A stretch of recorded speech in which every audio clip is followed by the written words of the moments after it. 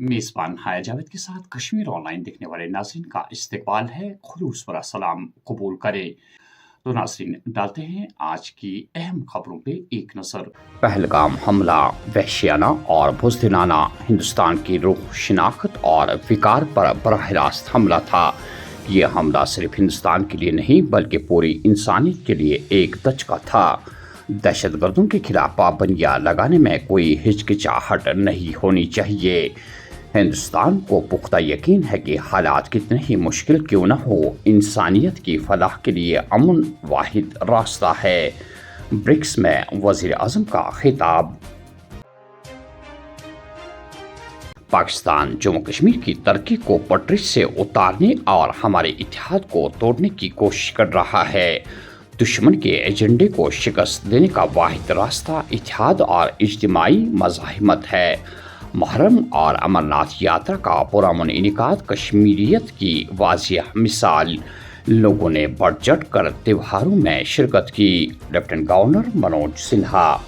22 अप्रैल को पहलगाम में पाकिस्तान समर्थित आतंकवादियों द्वारा 26 निर्दोष नागरिकों की निर्मम हत्या ने जम्मू कश्मीर की रूह को ही नहीं बल्कि देश की रूह को लहूलुहान कर दिया। आप सब जानते हैं कि आतंक का जन्मदाता हमारा पड़ोसी मुल्क जम्मू कश्मीर की 5 वर्षों की कमाई हुई समृद्धि और शांति को तहस नहस करना चाहता है। वो हमारी एकता को तोड़ना चाहता है। आप स्वयं देख रहे हैं किस प्रकार से जम्मू कश्मीर की तरक्की कुछ लोगों को पसंद नहीं आ रही। उसमें कुछ बाहरी ताकतें भी हैं और कुछ मैं समझता हूं कि ऐसे लोग हैं छद्मवेशी जो यहाँ भी किसी न किसी रूप में दिखाई देते हैं। एकजुट होने की आवश्यकता है और मैं प्रबुद्ध वर्ग के सभी महानुभावों से निवेदन करूंगा कि इस आग्रह को आप स्वीकार करिए।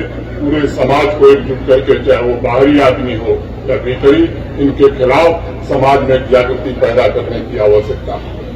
मैं जानता हूं कि जम्मू कश्मीर पुलिस और सुरक्षा बल जी तोड़ मेहनत कर रहे हैं कि यहाँ शांति स्थापित रहे। और मैं बार बार एक बात कहता हूँ, विकास और समृद्धि तभी आएगी जब शांति रहेगी। जो लोग शांति के साथ खिलवाड़ करते हैं, आप मान लीजिए यहाँ की समृद्धि के दुश्मन है, यहाँ के विकास के दुश्मन है। पहलगाम वाक़ा के बाद कश्मीर में सयाहत की बहाली के वाज़िह आसार दिखाई दे रहे हैं। मरकज़ और जम्मू कश्मीर हुकूमत एतमाद बहाल करने और सयाहती सेक्टर को दोबारा पटरी पर लाने के लिए मिलकर काम कर रही है। हम सबको आगे आकर कश्मीर के सयाहती शोबे को बहाल करना चाहिए, जो पिछले 3 सालों से मुसलसल तरक्की कर रहा है। वज़ीर सयाहत। अमन का वक्त कुछ भी नहीं बल्कि एक फरेब। हिंदुस्तान को पुरसुकून होने के दौरान भी गैर यकीनी सूरत हाल के लिए तैयार रहना चाहिए।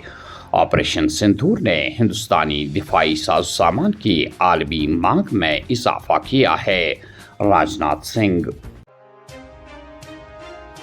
गरमाई तातीरात में कोई तवसी नहीं, आज से दोबारा स्कूल खुलेंगे। स्कूली औकातकार में तब्दीली का ऐलान। घर में 1 घंटा वक्फे के बाद 2 घंटों के लिए ऑनलाइन क्लासेस होंगे। अव्वल से लेकर 5वीं जमात तक के तलबा के लिए कोई ऑनलाइन क्लासेस नहीं होंगे। सकीना इद्दू। दुनिया भर में तनाज़ात तीसरी आलमी जंग का बाइस बन सकते हैं। कशीदगी बढ़ाने के बजाय मुज़ाकरात पर तवज्जो देनी चाहिए। जंग की बढ़ती हुई टेक्नोलॉजी की वजह से जंगों की जहतें बदल गई है। नितिन गडकरी। वादी कश्मीर के कई इलाकों में बारिशों के बाद गर्मी की लहर में कुछ कमी। मुतादिद इलाकों में झालाबारी और तेज और तूफानी आंधी से मकानों के छत उड़ गए, दरख्तों की शाखें गिराई। 9 जुलाई तक वक्फे से बारिशों की पेशनगोई के चलते दिन ठंडे रहने का इम्कान। उधर कल शहर श्रीनगर के अतराफ अकनाफ में बारिशों की वजह से सारा शहर दरिया में तब्दील हो गया।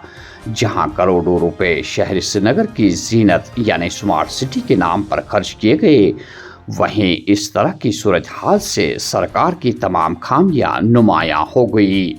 शहर श्रीनगर के तमाम ड्रेनेज सिस्टम सदियों से नाकारा साबित हुए हैं। پہلگام حملہ میں دہشت گردوں کو پناہ دینے کے الزام میں گرفتار 2 ملزمان کو جموں کی خصوصی عدالت نے مزید 10 دنوں کے لیے NIA کی تحویل میں بھیج دیا ہے۔